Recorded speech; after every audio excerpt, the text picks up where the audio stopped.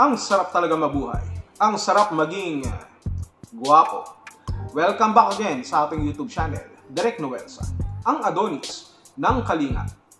Well, ang pag-uusapan natin siyempre, itong masipag na charity vlogger, na scouter, na si Vincent Calyada, na sinasabi din nila ngayong tamad na raw na scouter at charity vlogger.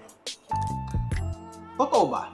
Sapagkat dito sa kanyang issue ng pagbablog kay Reyna, but wait, not only one, not only Reyna, but two. Kasama din pala si Rachel Morales. At napanood nga natin doon sa kanyang pagbablog kay Rachel, doon sa kanyang pakikiramay, ay mayroon po siyang mga natanggap na samot-sari din namang mga reaksyon at mga komento sa komunidad ng Kalingap, sa komunidad ng Rochelle, at sa komunidad ng mga kumukuda. Ang dami niyang inabot na talaga namang yung iba ay mga masasakit na salita. Yung iba naman ay mapang-insulto. At ang sinasabi niya ni Vincent Calyada na iba na mapang-husga. Narinig niyo rin naman ang mga reaksyon ng ating mga kasamahang reactors sa kanya. Kasama na rin po ang inyong lingkod. At nagbigay po tayo ng ating pong saloobin, ng ating pong opinion. At tayo rin po ay nagbigay ng ating pong paalala, payo. Ngayon, ang iniisip natin, bakit kaya sinasabi ni Vincent Calyada na ito ay iniutos? Kasi posible na iniutos out of nowhere na, oy, Vincent Calyada, i-vlog mo naman si ganito, i-vlog mo si ganyan. Na sinasabi nga nila na ito ay noon pa, ibig sabihin itong pag-uutos na ito, kung meron man talaga, kung totoo man kay Kalingap Rab at kay Kuya Bal, ay marahil ito ay nasa loob pa ng Kalingap noon sila Reyna o kaya naman ito pong si Rachel, si Langga. Sa makatuwid na binabaluktot ng iba, itong sitwasyon na ito ngayon ay hindi applicable. Kahit na mayroon utos noon, ito po ay hindi na po gagana sa ngayon sapagkat may umiiral na po na alam ninyo na patakaran. At mismong si Vincent Calyada ay alam niya po yung patakaran na yan. At aware siya na kung ano man ang mangyayari at ito ay kanyang salungatin, ay makakatanggap po siya ng karampatang mga sagot, karampatang mga reaksyon sa komunidad ng Kalingap. At yan nga ang nangyayari ngayon. Napanood nyo na rin ang kanya pong paliwanag doon sa Karaba. At ngayon, sabihin na natin na sinasabi niya na ibablog niya na. Kapag sinabi kasing ibablog, ibig sabihin magiging ito ay regular, means consistent, ibablog na. Subalit iba din yung ibig sabihin na kung sinabi ni Vincent Calyada na mapapanood nyo po one time sa aking vlog, ito pong si Reyna o ito pong si Rachel Morales. Magkaiba po yun. Vincent Calyada needs to be specific. Ano ba yan? Yung pagbablog na ba yan ay regular? O baka naman one time lang yan? Or case-to-case basis sapagkat hindi naman maiiwasan. Minsan, na ma-vlog natin yung mga tao na hindi na po dapat i-vlog dahil sa mga maraming kadahilanan. At dahil dito, nagbigay na rin ng linaw ngayon, ito pong si Daddy Donat, ang tiyuhin ni Langga na magaling kumanta sapagkat dito sa uri ng pagkanta na ito, ipinaliwanag niya yung patungkol sa pagbablog ni Vincent Calyada dito kay Langga. At ganun din naman sa sinasabi nilang pagbabalik ni Langga sa Kalingap. So dito ko kayo sasagutin. Kung ang inyong Langga Rachel ba ay balik Kalingap na. No? Ang sagot po ay hindi. Hindi. Dahil meron ho tayong sariling community. Ang Rochelle community na lumalago at patuloy pang lalago, di ba? At paparami ng paparami ang sumusuporta sa ating community, sa Rochelle community. Kaya hindi ko po masasabi na babalik siya, At sinisiguro ko po na mananatili, dahil isa siya sa nakapangalan sa Rochelle community.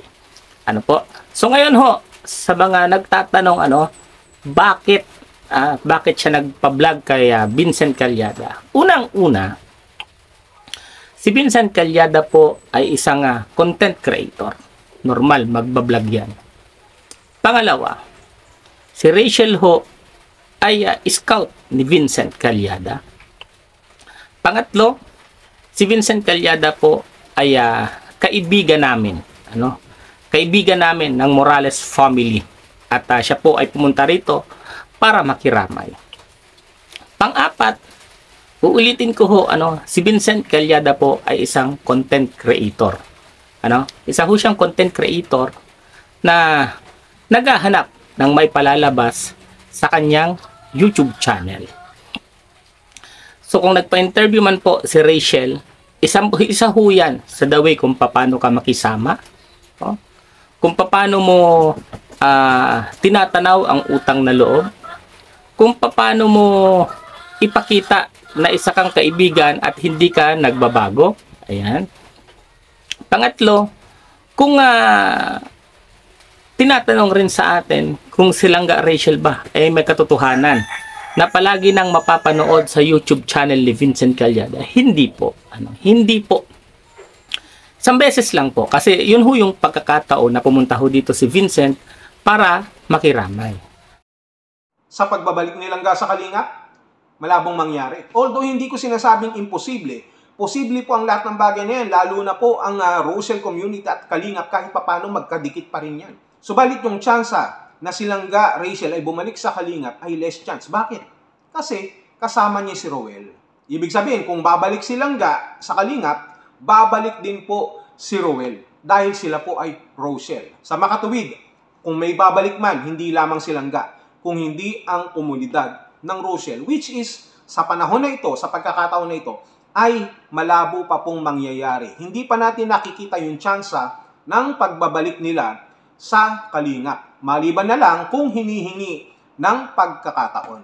Ipinaliwanag na rin yan ni Daddy Donut na sinasabi nilang may sarili na silang komunidad na Rochelle at unti-unti pang lumalago. Kaya hindi po totoo na babalik si Rachel sa Kalingap. Nakagaya ng iniisip ng iba.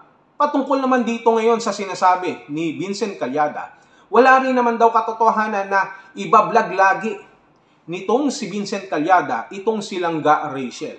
So dito pa lang, malinaw na po ang kasagutan na ito pong si Vincent Calyada ay hindi po makakapag-vlog kay Langga ng madalas. Sa makatuwid din, kung sino man ang nag-utos kay Vincent Calyada na i-vlog ito, ibig sabihin, one time lang yan. O kaya naman, baka naman twice lang. Pero hindi maiba-vlog ng madalas.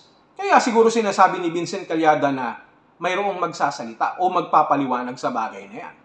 Sa makatuwid, kasi pag nagkataon, kung magkaiba yung statement ng nag-utos kay Vincent Calyada para i-vlog si Rachel at iba din naman yung sinasabi ni Daddy Donut, sino ang dapat nating paniwalaan? At paano natin ito titimbangin? Sino ang may pagkakamali? Itong nag-utos kay Vincent Calyada di umano o yung mga pahayag ni Daddy Donut? Sino ang may butas? Malamang, ang may butas yung donut. Yung donut lang. Corny. May butas naman talaga ang donut. Depende na lang kung paano natin sisilipin yung butas. Kung maliwanag ba o hindi. Nasa sa inyo na lamang po yan. Kung bakit naman nakapag-vlog itong si Vincent kay Langga, kagaya ng paliwanag ni Daddy Donut, kaibigan nila si Vincent, may utang na loob kahit papaano si Rachel. Hindi naman dahil sa kailangan tumanaw ng utang na loob. Kung baga, dahil si Vincent ang nakascout sa kanya, nandoon po yung tinatawag nating respeto. At kasabay ng respeto, yung tinatawag po nating pakikisama. At kasabay ng pakikisama, yung tinatawag po nating pagiging grateful na kahit papaano, nire-recognize pa rin nila si Vincent. Kaya pumayag siya na siya po ay maisama sa vlog. At sabi nga nila, syempre lahat tayo dito ay content creator. At kahit papaano, may advantage itong si Vincent na makapag-vlog kay Rachel. Hindi naman sa araw-araw o madalas, kundi kahit isa o dalawa, wala tayong nakikitang problema. Kumbaga, hindi naman big deal yan. Magiging big deal lang kapag ito po ay naging madalas na masasagasaan na yung patakaran na pinaiiral po sa Kalingap na hindi na po natin dapat pang pakialaman o i-vlog itong mga nasa labas ng Kalingap. Subalit inuulit ko, may mga pagkakataon na hindi maiiwasan na ma-vlog. Pero hindi ibig sabihin nito ay hindi na tayo sumusunod sa rules. Parang sa mga anti-Kalingap, di ba? Kung tutuusin, nasa labas na sila ng Kalingap. Pero bakit content pa rin sila ng content sa Kalingap? Ano po ba ang kanilang pinaglalaban? At ano ang kanilang gustong mensahe na iparating. Ganon din po ang nasa sa atin. Ganon din yung sa atin pong side na naibablog natin sila minsan dahil sa hinihingi po ng pagkakataon, dahil mayroon tayong gustong linawin na issue at mayroon tayong nais na iparating na mensahe doon mismo sa pinag-uusapan na issue. And this time, itong issue ni Vincent Calyada kay Rachel, kay Langga na nasa Rochelle community at ganun din naman dito kay Reyna na nasa Reyna's community. Ganun lang kasimple yun. Ang tanong ng iba, ito bang mga reactors ng Kalingap ay makikinabang sa issue o para makapag-content? Ang sagot, yes. Pero hindi doon sa extent na mapanira, negatibo, kung hindi balanse lamang na pagkokomento at pagre-reaction. Kagaya na lamang dito kay Vincent Calyada, ang masipag na charity vlogger. Basta ako, nakapag-content na.